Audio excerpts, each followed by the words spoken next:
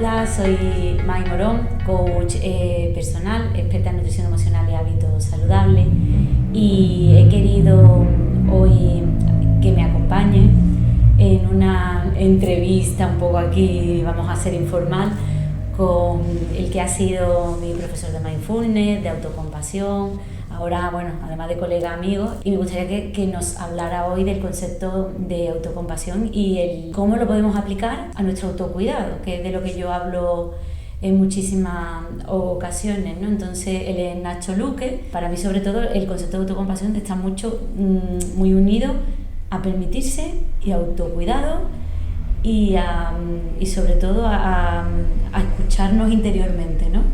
Pero bueno, ahora él me corregirá si me equivoco, y él que él es el profesional, pues que nos hable un poquito o mucho de todo esto.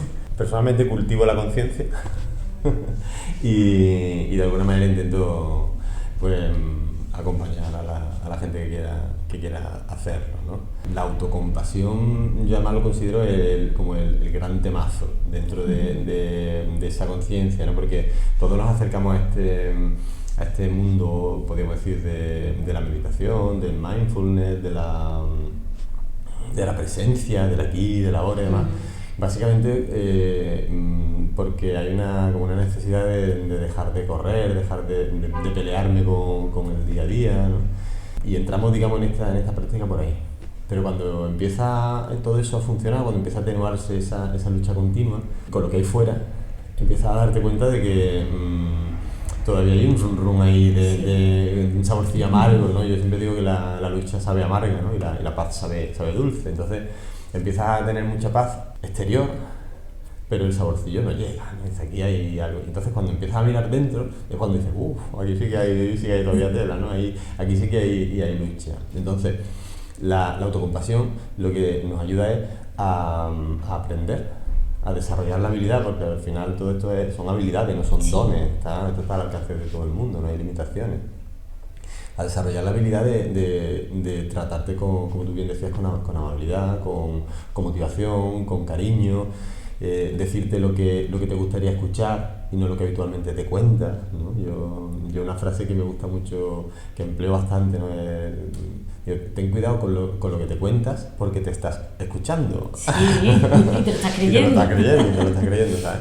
Y entonces al final, por simplificarlo muchísimo, porque es una práctica compleja, es un trabajo difícil, pero la autocompasión se basa en aprender a tratarte con amabilidad, a tratarte como trataría a una persona que tú quieres. Somos excelentes motivadores de nuestro entorno, ¿no? Las personas a las que queremos, cuando están en situaciones que les generan sufrimiento, las apoyamos, las motivamos, les decimos que no están solas, les decimos que es normal lo que les ocurre, les decimos que deben de levantarse, etcétera, etcétera, etcétera. Pero cuando somos nosotros los que metemos la pata en lo más simple, me he saltado la dieta, no he ido al gimnasio, o ya ni te cuento cosas más complejas, ¿no?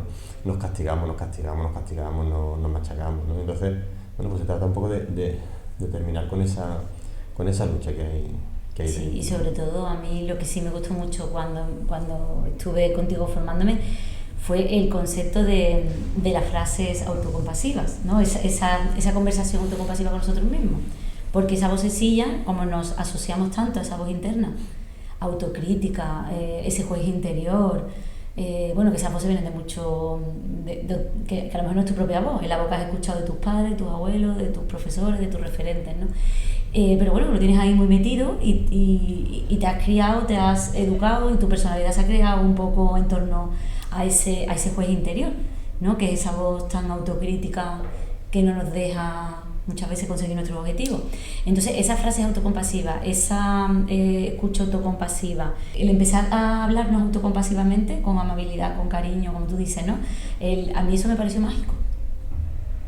Porque no es una frase como cuando hacemos las frases afirmativas y positivas, que muchas veces pues no te las crees. Como no te las crees, claro, no generas ese sentimiento y parece que estás haciendo el tonto delante de un espejo o un papagayo ahí repitiendo. Pero las frases autocompasivas tienen un puntito, para mí, diferente.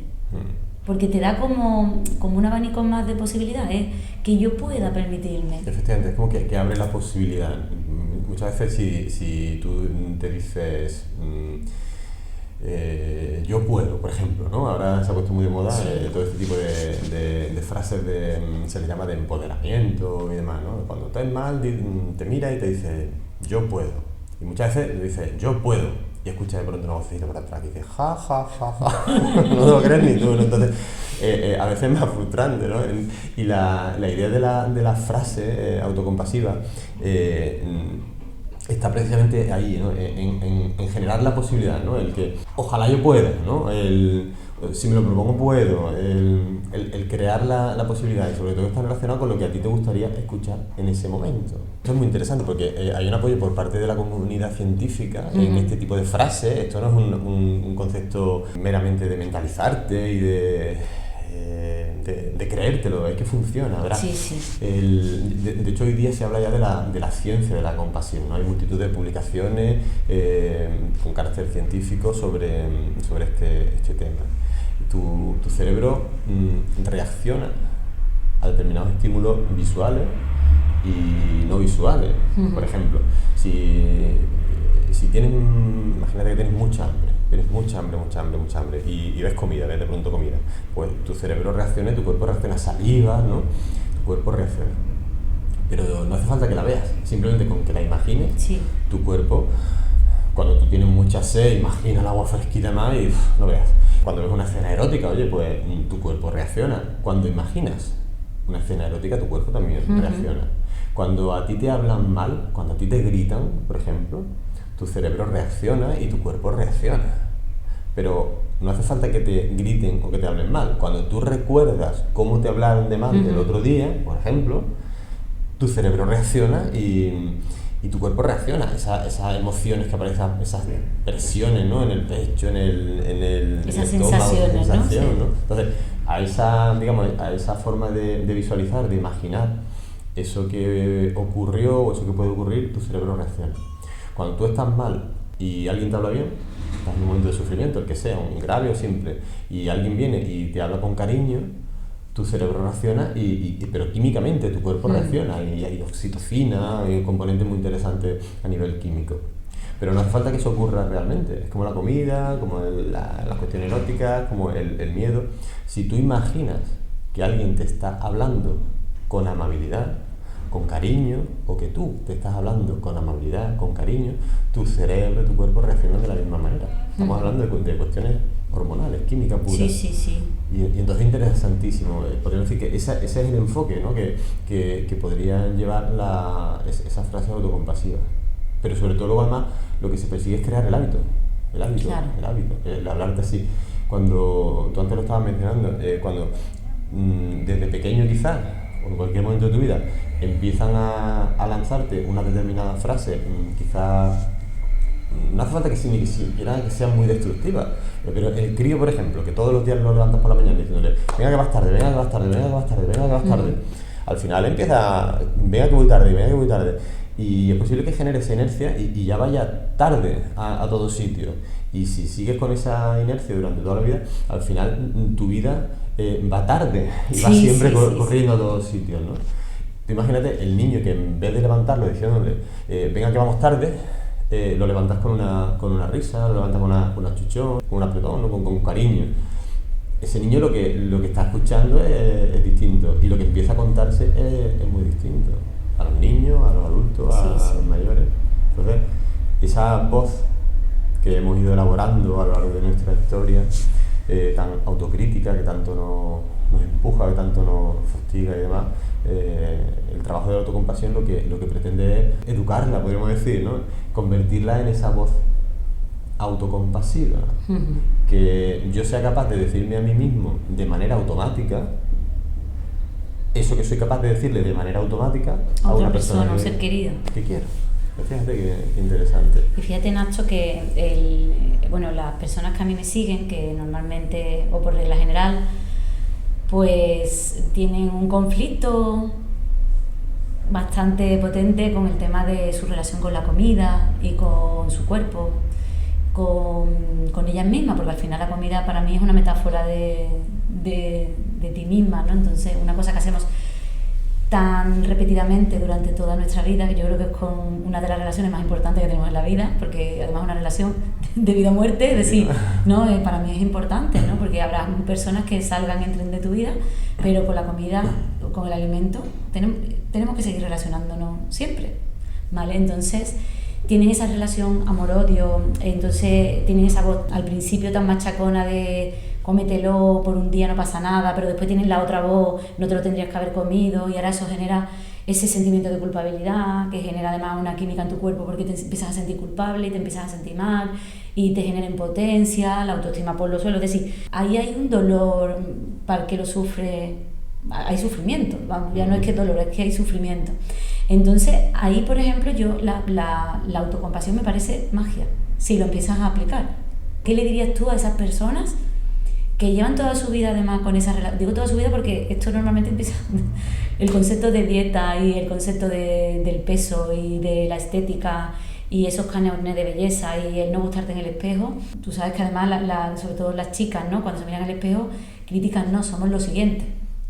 Porque además nos hemos hecho como un yo ideal que no existe y nos basamos en ese yo ideal que no existe, y entonces como entre el yo real y el yo ideal hay tal vano, pues claro, eso siempre nos está frustrando. Nos estamos enfocando, como tú decías mucho en las clases, en todo eso que nos falta y no lo que ya tenemos y conseguido, ¿no? Al final es un bucle, rompe el bucle. Hay una relación directa entre tu mala relación con la comida y tu mala relación con tu cuerpo. Aunque a veces no seas ni excesivamente consciente de ello, pero el que tiene una mala relación con su alimentación, al mismo tiempo tiene una mala relación con su cuerpo. Y eso influye de alguna manera en cómo vives, porque está directamente relacionado a su vez con tu autoestima. Ten en cuenta que la autoestima, por simplificar muchísimo, ¿no? Podríamos decir que es la nota que yo le pongo, la valoración que yo le doy al concepto que tengo de mí. Lo que en psicología se conoce como el autoconcepto. Sí. ¿No? Pues, ¿qué es lo que...? Fíjate, lo que yo creo que soy. Vete tú a saber en base a qué creo que soy eso que yo creo que soy. Es decir, en base a todo lo que me cuento, lo que me llevo contando, lo que me cuentan, que yo me lo creo, etcétera, etcétera, etcétera. Bueno, pues a eso que yo creo que soy le pongo nota. Claro, si lo que yo creo que soy es incorrecto, pues mi nota baja y mi autoestima es baja. Pero eso además alimenta todo ese bucle, porque cuando tú tienes la autoestima alta te comes el mundo, cuando tienes la autoestima baja el mundo te devora. Me está viniendo a la mente una frase de Mandela, que decía que valiente no es el que no tiene miedo, sino que valiente es el que conquista sus miedos. Entonces, fíjate lo importante que es eso. Cuando digo salir de ese bucle, me refiero a mirar a tus miedos a la cara, reconciliarte con tus puntos débiles. Nuestra mente tiene una inercia, un sesgo, se le llama un sesgo negativo, que es una inercia a encontrar la parte difícil, el aspecto negativo de la vida, porque el pensamiento negativo suele esconder un problema. Nuestro cerebro nos mantiene vivos a base de resolver problemas. Desde un punto de vista biológico, ¿no? Sí. Tenemos que resolver problemas. Entonces, claro, los problemas están detrás de los estímulos negativos. Los pensamientos positivos no esconden ningún problema. Entonces, como no esconden ningún problema, lo dejo para más tarde. A mi mente le interesa lo negativo, porque eso es lo que esconde el problema. Entonces, claro, si yo solo hago hacia afuera y hacia adentro, si yo puedo ser una persona cargada de virtudes, pero que también tenga determinados defectos, ¿vale? Y mi mente los encuentre, es capaz de alimentar continuamente esos defectos, porque lo único que le interesa a mi mente resolver es ese defecto. Los demás, las virtudes no implican problemas. Entonces nos anclamos, damos vueltas, rumiamos, ¿no? Sí. Sobre eso. Y además lo hacemos más grande, porque le estamos dando tanta energía, y cuando le damos tanta energía acabas generando un sentimiento y al final te lo acabas creyendo, claro, si es que además lo estás sintiendo y lo estás proyectando fuera también, claro.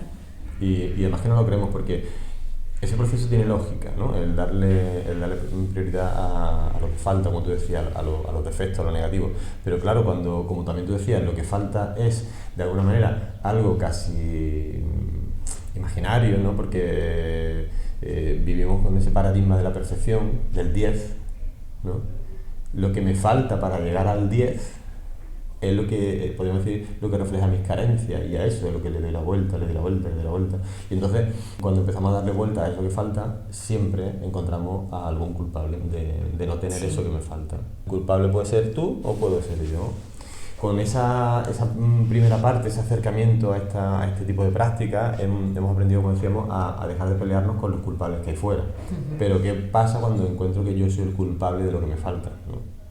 Es cuando entonces empiezo a castigarme. Y una de las mejores formas de castigarme, porque hemos aprendido que hay que castigar al culpable y demás, no venimos con la culpa. Pues abandonándote, no cuidándote, dándote a la comida, no haciendo deporte, no cuidándote básicamente. Entonces fíjate, este trabajo consciente de la autocompasión lo que intenta es darle la vuelta a todo eso de una forma muy pragmática, pero además que funcione, que se quede, ¿no? El generar un nuevo automatismo. La ciencia está detrás de todo esto, ¿no? Cuando hablamos de neuroplasticidad, esa capacidad que tiene nuestro cerebro, no solo de generar nuevo tejido neuronal, podemos decir, sino sobre todo de crear nuevos patrones automáticos. El ejemplo que yo utilizo mucho es el del cambio de marcha. Digo, tú cuando aprendes a conducir, tú cambias de marcha muy conscientemente. Vas en segunda, visualizas el recorrido de la tercera, muy pendiente de la aguja, de todo, y dices, ¿y ahora es cuando cambio?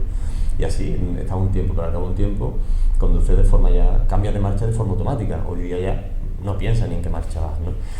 Pues eso es lo que debemos de aprender, a crear ese tipo de hábito de hablarme con esa amabilidad, con esa motivación, con ese cariño, con esa bondad, de forma automática. Lo iniciamos con este tipo de trabajo de forma consciente, con esas frases, con multitud de prácticas, pero la idea es que eso se vaya convirtiendo realmente en una nueva vocecita que, más que criticarme, me reconcilie con mis puntos débiles.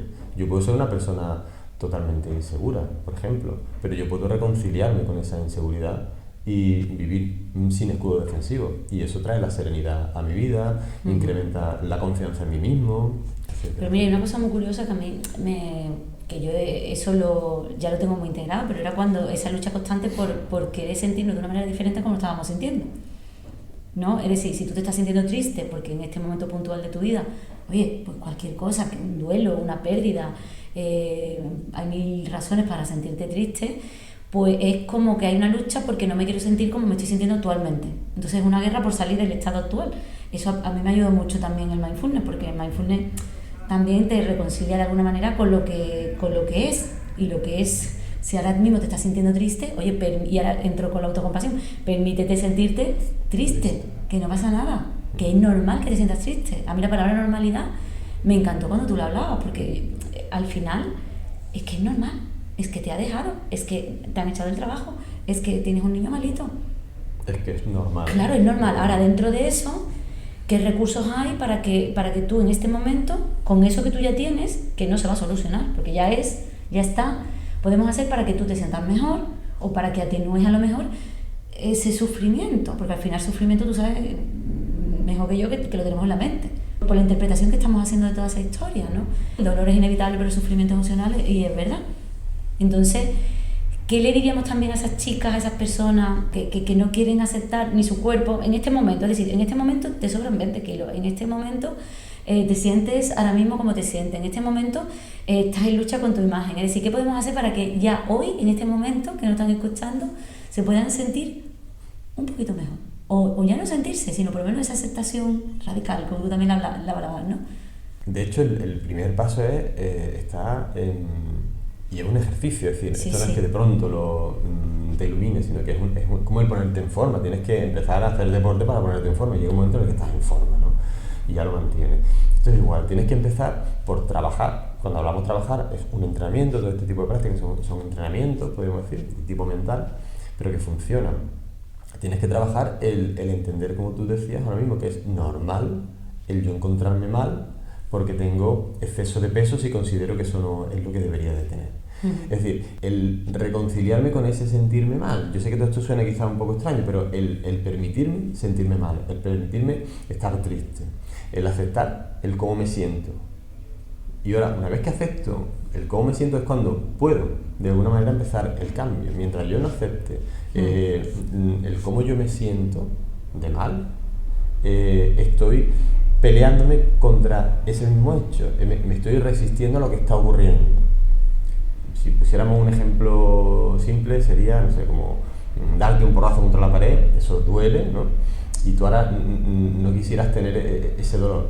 En el plano físico ni lo planteamos, ¿no? Porque sabemos que eso es inevitable, ese dolor es inevitable. Entonces, el yo pelearme conmigo mismo por tener ese dolor, o con el que ha puesto la pared que me ha generado el dolor, es lo que hace absurdo ese proceso. Entonces lo que debemos de empezar es por entender que es normal el yo sentirme mal con lo que ha ocurrido, más que un golpe físico, un golpe emocional, el que sea.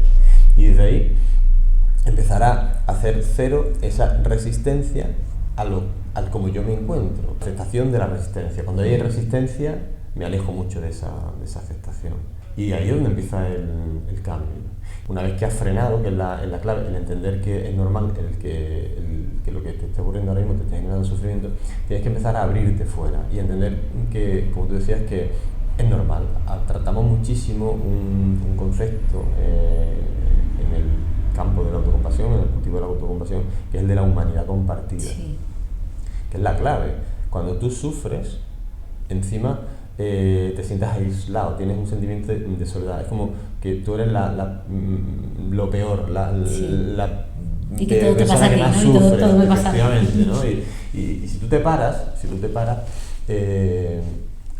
y razonas, ¿no? Reflexionas sobre ese hecho, pues llegaré a la conclusión de que en tu calle, en tu bloque, en tu barrio, hay cientos, miles o todas las personas sufrirían de la misma manera que tú sufres si estuvieran en tus mismas circunstancias.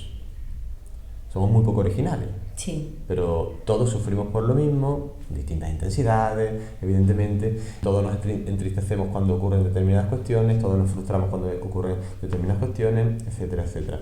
En el mundo todos sufrimos por lo mismo. Ese sufrimiento compartido es lo que de alguna manera le da un aire de normalidad a lo que me está ocurriendo.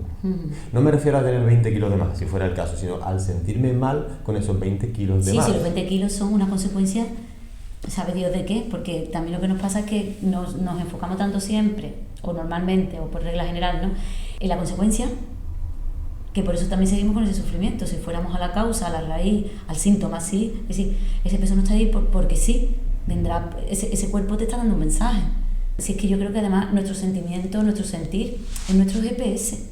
Esas sensaciones corporales te están diciendo algo. Esa enfermedad que te ha llegado seguramente te estaba chillando hace ya tiempo. Por eso la primera parte es darte cuenta de que estás sufriendo y permitirte sufrir.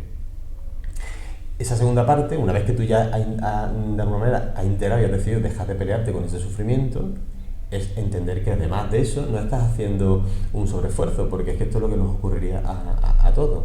Entonces, el relacionarte con ese paradigma del sufrimiento compartido, de la humanidad compartida, te acerca también a la imperfección compartida, así que todos somos igual de imperfectos. Todos tenemos puntos débiles, todos tenemos imperfecciones, todos tenemos virtudes. Quizás la cuestión está en que yo solamente soy consciente ahora de mis defectos, de mis puntos débiles. Cuando le vamos dando un aire de normalidad es cuando podemos dar el paso. Si nos quedamos ahí en entender que todos sufrimos, que todos somos imperfectos, podríamos entrar en... Mi abuela decía que mal de muchos consuelo de tontos. Entonces, se trata de ir un paso más allá. Darme cuenta que efectivamente que eso es mal de muchos, que no soy el bicho raro. Y aprovechando toda esa sabiduría o ese conocimiento que adquiero para poner en marcha esa capacidad de automotivarme. Ahí es donde entra en funcionamiento esa construcción de frases compasivas. La frase compasiva, que yo sé que quizá es una denominación extraña, se trata básicamente de crear juegos de palabras que vengan a suponer justo lo que a ti te gustaría escuchar en esos momentos en los que estás mal. Si todos sabemos lo que queremos escuchar, sí, lo que me animaría, pues vamos a intentar crear esos juegos, esas frases para decírmelas a mí mismo cuando estoy mal. Y eso es lo que me va a generar la posibilidad de que haya algo de calma dentro de ese dolor. Es decir, la realidad será la que sea, lo que ocurre será lo que ocurra, pero yo de esa manera estaré dejando de pelearme. Y desde ahí es donde poder ahora empezar a trabajar toda esa construcción de mi voz compasiva, acercarme realmente a descubrir cuáles son mis necesidades, si estoy viviendo de cara a mis necesidades o de espalda, si estoy viviendo de cara a mis valores o de espalda, porque en la mayoría de las ocasiones al final hacemos culpables, ¿no? de esas insatisfacciones, de esa falta de paz interior a nuestro entorno. Sí. Me quejo de que mi entorno no me cuida, me castigo además por eso, porque me siento aislado, por ejemplo, me castigo pues comiendo, no cuidándome y demás, pero ¿y yo qué estoy haciendo para cuidarme? Se trata también de responsabilizarnos, ¿no? ¿Cuáles son mis valores? ¿Qué es lo que realmente valoro en la vida? Y mis conflictos diarios están relacionados con eso, pues está relacionado con otro tipo de cuestiones. Cuando dejas de remover el agua se hace todo más cristalino, ¿no? De donde está el fondo y demás. Pues toda esta primera parte que estamos hablando lo que te permite es dejar de remover toda esa inercia emocional en tu día a día y mirar hacia adentro. Tú fíjate, este trabajo lo que te lleva es acercarte al autoconocimiento, lo que tú realmente eres, no el autoconcepto, no lo que tú crees que eres, sino lo que tú realmente eres, ¿no? Y descubrir cuáles son de verdad tus puntos débiles, mirarlos a la cara, mirarlos sin miedo, reconciliarte con ellos y poder potenciar esa parte más dulce, esa parte más amable que tienes. La buena noticia que tenemos el trabajo medio hecho. Es como si yo supiera hablar alemán en casa, pero me diera vergüenza hablar alemán en la calle, por ejemplo, en público. Lo único que tengo que trabajar es generar recursos, habilidades para hacer algo que ya sé en público. Si tuviera que aprender a hablar alemán, entonces ya sí que es complicado. Pero yo ya sé hablar alemán, por ejemplo. Lo único que tengo que generar el recurso de hacerlo en público. Yo ya sé hablarme bien, yo ya sé hablar bien, yo ya sé motivar, yo ya sé cuidar, yo ya sé animar, yo ya sé hacer todo eso hacia los demás. Ya lo sé, no tengo que aprender un idioma nuevo. Lo único que tengo que generar es el recurso de hacérmelo hacia mí. Es como hablar alemán. No, pero yo creo que aquí se trata muchas veces, y de eso hablo yo mucho, de dónde ponemos el foco. Como el foco lo tenemos normalmente en lo externo, pues claro, no miramos dentro. Y la clave fundamental, claro, es que para autoconocerte tienes que pararte y tienes que mirar. Y a veces, como tú dices, las aguas están revueltas y tienes que calmarlas para ver, oye, qué hay dentro, por qué actúo así, por qué me comporto de una determinada manera, porque al final no se trata tanto de cambiar tus hábitos físicos, como yo le digo a la gente, sino tus hábitos de pensamiento. Tenemos unos programas mentales desde muy pequeños que han generado creencias y la tenemos aquí en vena metida desde pequeños y por ello nos movemos y por eso también nos asociamos tanto a esa voz crítica, que es lo contrario de compasiva, ¿no? O de autocompasiva, y yo creo que hay que empezar por ahí. Es que tiene mucho sentido que exista esa voz crítica, ¿no? Porque ten en cuenta que al final nuestro principal anhelo como mamíferos que somos es el de la pertenencia al grupo. Ese es nuestro principal anhelo. Y estamos peleando por eso toda la vida. Esa voz autocrítica, ¿no? Eso que me cuento, aparece precisamente cuando mi mente entiende que con mi comportamiento puedo ser excluido de la manada, ¿no? No estoy siendo aceptado, no estoy siendo querido y demás. Si no te cuidas, no te va a querer nadie. Si no estudias, no vas a llegar a nada, ¿no? Ese tipo de consejos tienen sentido y no está mal. La crítica, cuando es constructiva, es bienvenida. El problema es que nos pasamos de vuelta porque estamos continuamente contando lo mismo. Cuando la crítica ya se hace pesada, cuando ya no la acepta, es cuando más que constructiva se hace destructiva. Y entonces el camino que coges, desde luego, no es el del crecimiento. Pues la autocompasión al final se trata de eso, de deshacer esa manera tan crítica de hablarte, entender que es lógico que nuestro autocrítico esté ahí, porque de alguna manera lo que intentas es avisarnos de algo que considera que es un peligro para nuestra supervivencia, pero lo está haciendo a lo bestia, es como muy tosco, ¿no? Entonces esa voz autocompasiva no es más que el edulcorar, el educar, ¿no? El hacer diplomática a esa voz más crítica. Y se consigue mediante el trabajo, mediante el cambio de marcha. Sí, pero yo creo que también queremos ver los resultados rápidos en todo, en casi todo en esta vida, ¿no? Queremos las cosas, las queremos para allá, no las queremos para ayer. Y yo creo que como todo en esta vida requiere entrenamiento y yo creo que es que no hay mejor entrenamiento que el trabajarte tú contigo, es decir, el autoconocimiento, y para eso hay que entrenarse también, sobre todo para desidentificarse de todo eso que no hemos creído durante mucho tiempo. Y eso no se cambia de la noche a la mañana. Porque a mí muchas veces dice la gente, ay, hay que hacer un curso para aprender a meditar, hay que hacer un curso para aprender a comer, hay que hacer un curso para tal y cual. No es que se trate, si todo eso ya lo tenemos de serie, pero como nos hemos acostumbrado tanto a no tener todo eso y a que lo que debería de ser una cosa natural y habitual no lo es, pues a lo mejor hay que pedir a veces ayuda, sobre todo para, no tanto como para que te enseñen, sino para recordar cosas que teníamos ahí. Porque realmente yo creo que esto se trata más de recordar. De acercarte más a esa sabiduría quizá natural, ¿no? Si al final el conocimiento está en los libros, el conocimiento es Google, pero el conocimiento está afuera. Nosotros lo que intentamos desde luego entrenar es el autoconocimiento, y el autoconocimiento está en la práctica, en la práctica. Pero tiene toda la lógica del mundo. Lo que pasa es que en otras áreas lo tenemos más. A nadie se le ocurriría pretender ponerse en forma leyendo libros de entrenamiento del maratoniano. A nadie se le ocurriría aprender a bailar simplemente sentándote a ver un vídeo en YouTube, ¿no? Todos esos conocimientos están muy bien, pero mientras tú no salgas a hacer deporte, mientras tú no salgas a bailar, mientras tú no toques la guitarra, mientras tú no pintes, tú no desarrollas esa sabiduría, podríamos decir, ¿no? Que es el hacer ese conocimiento propio. Mientras tú no realizas este trabajo de mirar hacia adentro y cultivar todo esta nueva manera de hablarte, este entrenamiento al fin y al cabo, el desarrollar esa habilidad, la historia se queda en mero conocimiento. Entonces estamos acercándonos al autoconocimiento. A mí esto me parece un tema interesantísimo y creo que sería fundamental empezar a practicarlo ya antes que cualquier otra cosa. Y además cualquier momento es bueno, porque realmente el que tú te digas, por ejemplo, la frase autocompasiva puede ser en un bus, puede ser mientras que estás en el tráfico, puede ser mientras que llevas a los niños al cole, cuando los recoges. Es que hay muchos momentos para hablarnos bien, cuando estás antes de dormir, cuando te levantas. Entonces a mí ya cuando me dicen, es que no hay tiempo, es que no tengo tiempo, por Dios, si estás hablándote contigo constantemente, no hay que tener tiempo para hablarte bien ni para entrenar esa voz. Efectivamente, tiene 24 horas, ¿no? El que quiere hacer remo tiene que irse al río. Y aquí no se trata ni irte al río. El que quiere practicar esto tiene 24 horas. Sí. Bueno, Nacho, pues mil gracias, y tenemos una pendiente del perdón, que lo sepas, que me encanta.